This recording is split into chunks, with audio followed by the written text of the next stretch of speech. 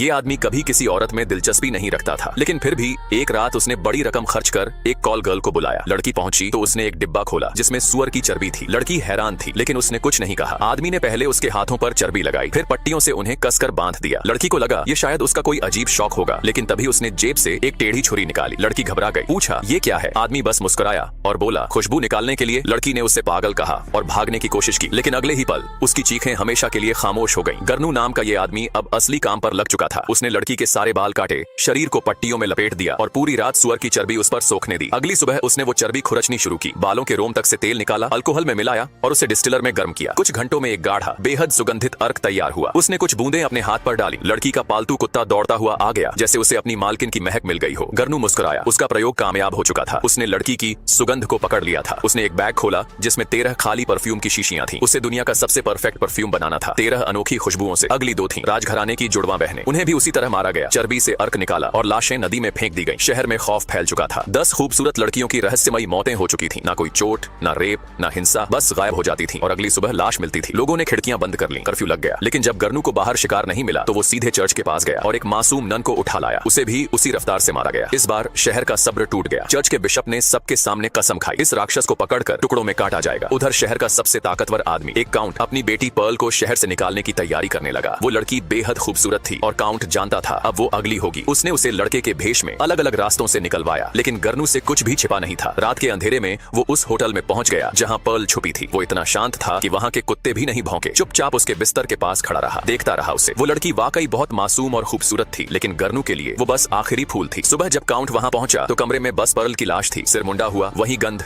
वही तरीका। गर्नू अब 13वीं शीशी भी तैयार कर चुका था, बस अब उन्हें मिलाना बाकी था। लेकिन तभी पुलिस ने उसे घेर लिया। उसके कमरे से सब लड़कियों के बाल, कपड़े और सबूत मिल चुके थे। अब साफ था गर्नू ही कातिल है, लेकिन वो मुस्कुराया और बिना एक शब्द बोले खुद को पकड़वा दिया। फांसी वाले दिन पूरा शहर जमा हुआ था। सबको लगा आज राक्षस खत्म होगा, लेकिन ऐन वक्त पर गर्नू ने जेब से वही परफ्यूम निकाला, 13 आत्माओं की खुशबू वाला। ढक्कन खोला और बस हवा में वो खुशबू फैलते ही पूरा मैदान जैसे सम्मोहित हो गया। लोग उस पर झुकने लगे। वो शाही कपड़ों में था, हर कोई उसे देवता समझकर सलाम कर रहा था। यहाँ तक कि पोप भी उसके सामने घुटनों पर गिर गया। लोग मान बैठे ये खुदा का अवतार है, लेकिन गर्नू के चेहरे पर मुस्कान नहीं थी। उसका दिल अब भी उस एक लड़की में अटका था, वो फल बेचने वाली लड़की जिससे सब शुरू हुआ था, जिसकी खुशबू सबसे सादा, सबसे असली थी। वो लौट गया उस बदबूदार मछली बाजार में जहाँ पहली बार उसे वो मिली थी। वहीं उसने पूरी परफ्यूम की बोतल अपने ऊपर उड़ेल दी और फिर लोग उसे देखकर पागल हो गए, उस पर टूट पड़े। किसी ने उसे चूमा, किसी ने नोचा, किसी ने खाया। लोग उसकी हर बूंद को खुदा का टुकड़ा समझ बैठे। गर्नू वहीं खत्म हो गया, लेकिन उसकी बनाई वो खुशबू, वो दुनिया की सबसे परफेक्ट परफ्यूम बन चुकी थी।